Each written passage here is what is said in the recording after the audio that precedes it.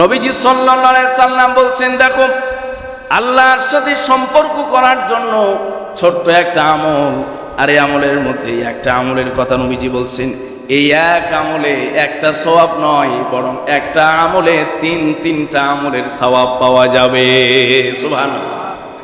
নবী করিম সাল্লাল্লাহু আলাইহি সাল্লাম বলেন, যখন তুমি আমলটা করবে একই সাথে তুমি একজন হজকারীর মতো সওয়াব পাবে, আবার তুমি একজন উমরাকারীর মতো সওয়াব পেয়ে যাবে, আবার তুমি একজন জিহাদে অংশগ্রহণকারী মুজাহিদের মতো সওয়াব পেয়ে যাবে।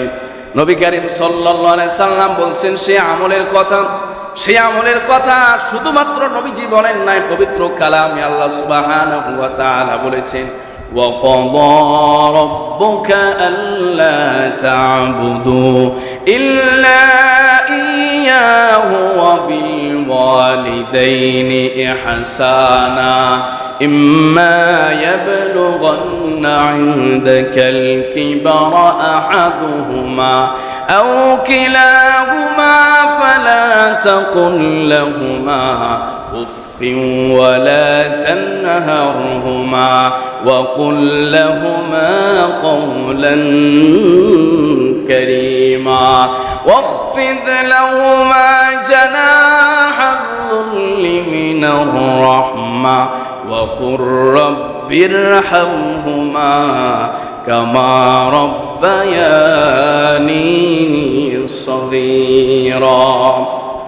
অনেকের মা বাবা দুনিয়া থেকে চলে গেছে, সারা বছর যায়, মা বাবার কথা স্মরণ করে না, মা বাবার জন্য একটু হাত তুলে দোয়াও করে না।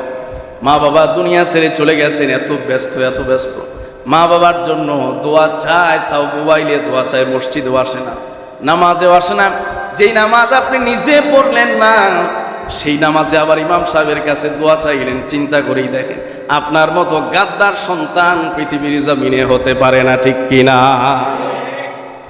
মা বাবার কথা সারা বছর স্মরণ করে না, আবার কোন সময় যদি স্মরণ করে, ইমাম সাহেবকে হাদিয়া দেওয়ার প্রয়োজন কি আমার বুঝে আসে না, ইমাম সাহেবকে বলার প্রয়োজন কি?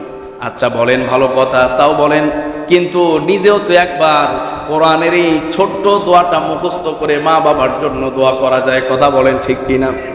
হাজার হাজার মুসল্লিরা দোয়া করলে যা না হবে, আপনি একবার হৃদয়ের গভীর থেকে যদি রব্বির হামহুমা পড়েন, খোদার কসম আল্লাহর আরশ পর্যন্ত খুশি হয়ে যাবে। মানুষ বুঝেন, এত বোকা মানুষ হয়। আরে 10 দিন পরে নেই আয়াত রব্বির হামহুমা কামা রব্বায়ানি সগীরা। মা বাবার জন্য দোয়া করতে 1 ঘন্টার দোয়া করা লাগে না, কারণ মা বাবার প্রতি আপনার যে ভালোবাসা, আল্লাহ এই ছোট্ট এক বাক্যের কথায় আল্লাহ সব বুঝতে পারেন, কথা বলেন ঠিক কিনা?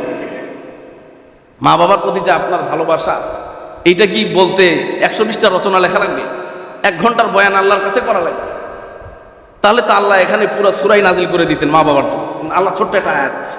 আল্লাহ নিজেও জানেন যে মা বাবার প্রতি বান্দা ও সন্তানের যে আবেগ, যে অনুভূতি, যে ভালোবাসা, এটা বয়ান করে বোঝানোর বিষয় নয়, 1000 পৃষ্ঠার রচনা লিখে বোঝানোর জন্য নয়। শুধুমাত্র এই ছোট্ট আয়াত দিলাম, এর মধ্যে যে ভাব আছে, মর্ম আছে, এর মধ্যে যে অর্থ আছে, আবেগ আছে, ওইটাকে ধারণ করে ছোট্ট একটি আয়াত পড়ো, তোমার মা বাবার কবরটাকে ঠান্ডা করে দিবেন কে? সম্মানিত ভাইরা, নবীজি সাল্লাল্লাহু আলাইহি ওয়াসাল্লাম বলছেন, সেই আমলটি হলো তোমার মায়ের খেদমত করা, বাবার খেদমত করতে করতে যখন তোমার মা আর বাবা তোমার প্রতি সন্তুষ্ট হয়ে যাবে, ওই এক বান্দা বান্দির সন্তুষ্ট, মার বাবার সন্তুষ্টি তোমার জন্য 3 আমলের বড় 3 আমলের সওয়াব জমা করে দিবেন। আল্লাহু আকবার। একসাথে তুমি হজকারী, একসাথে তুমি উমরাকারী, একসাথে তুমি জিহাদে অংশগ্রহণকারী মুজাহিদ, এই সওয়াব পেতে হলে মা বাবার খেদমত। বলছে ইন রাদিয়াত আনকা উম্মুক, যদি তোমার মা তোমার প্রতি সন্তুষ্ট হয়। মায়ের খেদমত, বাবার খেদমত কত গুরুত্বপূর্ণ সম্মানিত ভাইয়েরা। মায়ের খেদমত, বাবার খেদমত কত গুরুত্বপূর্ণ। এই বছর ফরিদপুরে এক জায়গায় এই ওয়াজ করছে মায়ের খেদমত আর বাবার খেদমতের। তো জানি না সেই ওয়াজটা সেদিন কত ভালো হয়েছে। অসংখ্য মহিলারা এখন আমার দেখবে, ওই হুজুরে দেখবেন না, তা তো দেখা যাবে।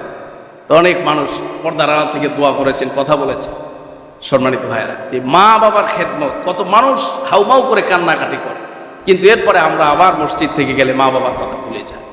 মা বাবার দোয়ার জন্য কোনো আনুষ্ঠানিকতার প্রয়োজন নাই, শুধুমাত্র আপনি নামাজের পরে একটু এই দোয়াটা পড়েন, রব্বির হামহুমা কামা রব্বায়ানি সগীরা, বাস, আর কিচ্ছু লাগবে না।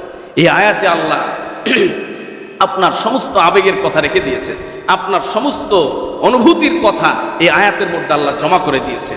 মা বাবার খেদমত কত দামি।